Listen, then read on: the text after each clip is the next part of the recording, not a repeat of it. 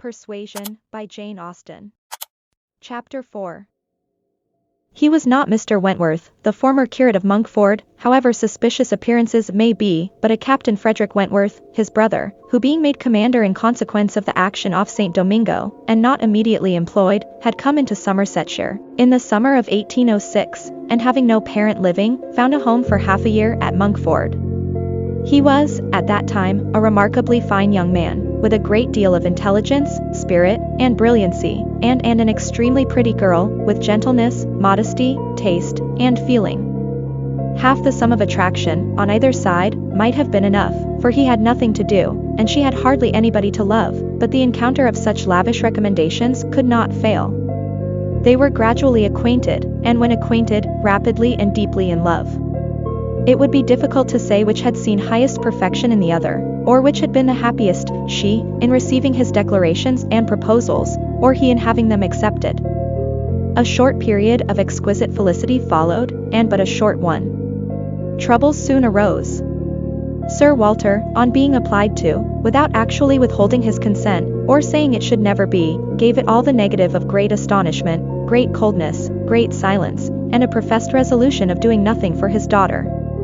He thought it a very degrading alliance, and Lady Russell, though with more tempered and pardonable pride, received it as a most unfortunate one. Anne Elliot, with all her claims of birth, beauty, and mind, to throw herself away at 19, involve herself at 19 in an engagement with a young man, who had nothing but himself to recommend him, and no hopes of attaining affluence, but in the chances of a most uncertain profession, and no connections to secure even his farther rise in the profession, would be, indeed, a throwing away, which she grieved to think of. Anne Elliot, so young, known to so few, to be snatched off by a stranger without alliance or fortune, or rather sunk by him into a state of most wearing, anxious, youth-killing dependence. It must not be, if by any fair interference of friendship, any representations from one who had almost a mother's love, and mother's rights, it would be prevented. Captain Wentworth had no fortune. He had been lucky in his profession, but spending freely what had come freely, had realized nothing. But he was confident that he should soon be rich, full of life and ardor. He knew that he should soon have a ship, and soon be on a station that would lead to everything he wanted. He had always been lucky, he knew he should be so still. Such confidence, powerful in its own warmth, and bewitching in the wit which often expressed it, must have been enough for Anne, but Lady Russell saw it very differently. His sanguine temper, and fearlessness of mind, operated very differently on her.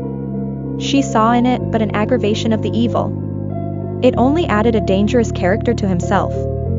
He was brilliant, he was headstrong. Lady Russell had little taste for wit, and of anything approaching to imprudence a horror. She deprecated the connection in every light. Such opposition, as these feelings produced, was more than and could combat. Young and gentle as she was, it might yet have been possible to withstand her father's ill will, though unsoftened by one kind word or look on the part of her sister, but Lady Russell, whom she had always loved and relied on, could not, with such steadiness of opinion, and such tenderness of manner, be continually advising her in vain. She was persuaded to believe the engagement a wrong thing, indiscreet, improper, hardly capable of success, and not deserving it. But it was not a merely selfish caution, under which she acted, in putting an end to it. Had she not imagined herself consulting his good, even more than her own, she could hardly have given him up. The belief of being prudent, and self-denying, principally for his advantage, was her chief consolation, under the misery of a final parting, and every consolation was required, for she had to encounter all the additional pain of opinions, on his side, totally unconvinced and unbending, and of his feeling himself ill-used by so forced a relinquishment. He had left the country in consequence. A few months had seen the beginning and the end of their acquaintance, but not with a few months ended Anne's share of suffering from it. Her attachment and regrets had, for a long time, clouded every enjoyment of youth, and an early loss of bloom and spirits had been their lasting effect. More than 7 years were gone since this little history of sorrowful interest had reached its close, and time had softened down much, perhaps nearly all of peculiar attachment to him, but she had been too dependent on time alone. No aid had been given in change of place, except in one visit to Bath soon after the rupture, or in any novelty or enlargement of society. No one had ever come within the Kellynch circle who could bear a comparison with Frederick Wentworth, as he stood in her memory. No second attachment, the only thoroughly natural, happy, and sufficient cure, at her time of life, had been possible to the nice tone of her mind, the fastidiousness of her taste, in the small limits of the society around them.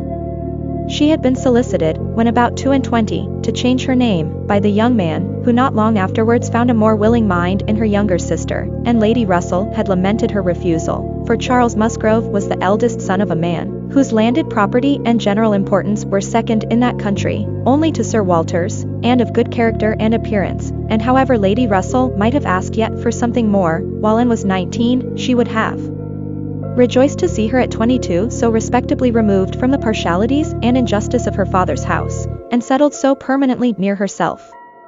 But in this case, Anne had left nothing for advice to do, and though Lady Russell, as satisfied as ever with her own discretion, never wished the past undone, she began now to have the anxiety which borders on hopelessness for Anne's being tempted, by some man of talents and independence, to enter a state for which she held her to be peculiarly fitted by her warm affections and domestic habits. They knew not each other's opinion, either its constancy or its change, on the one leading point of Anne's conduct, for the subject was never alluded to, but Anne, at 27, thought very differently from what she had been made to think at 19. She did not blame Lady Russell, she did not blame herself for having been guided by her, but she felt that were any young person, in similar circumstances, to apply to her for counsel, they would never receive any of such certain immediate wretchedness, such uncertain future good.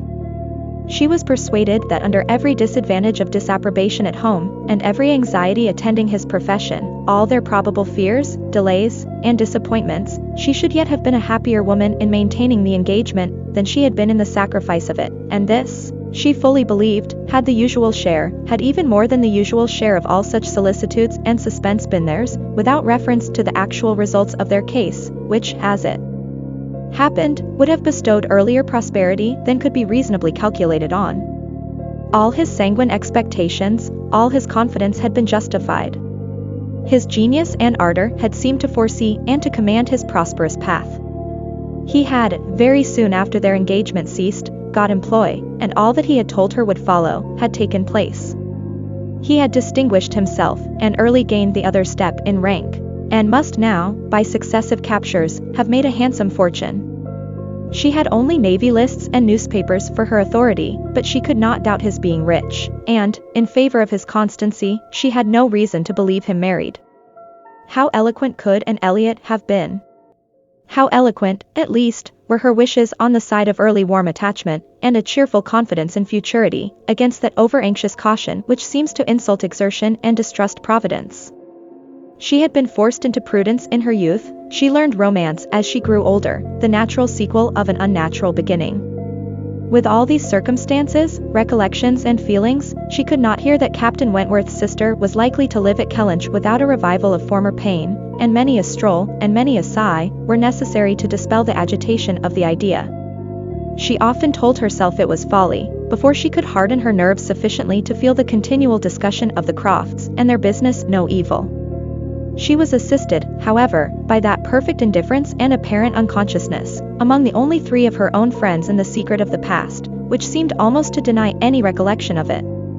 She could do justice to the superiority of Lady Russell's motives in this, over those of her father and Elizabeth, she could honor all the better feelings of her calmness, but the general air of oblivion among them was highly important from whatever it sprung. And in the event of Admiral Crofts really taking Kellynch Hall, she rejoiced anew over the conviction which had always been most grateful to her, of the past being known to those three only among her connections, by whom no syllable, she believed, would ever be whispered, and in the trust that among his, the brother only with whom he had been residing, had received any information of their short-lived engagement. That brother had been long removed from the country, and being a sensible man, and, moreover, a single man at the time, she had a fond dependence on no human creature's having heard of it from him. The sister, Mrs. Croft, had then been out of England, accompanying her husband on a foreign station, and her own sister, Mary, had been at school while it all occurred, and never admitted by the pride of some, and the delicacy of others, to the smallest knowledge of it afterwards. With these supports, she hoped that the acquaintance between herself and the Crofts, which, with Lady Russell, still resident in Kellynch, and Mary fixed only 3 miles off, must be anticipated, need not involve any particular awkwardness.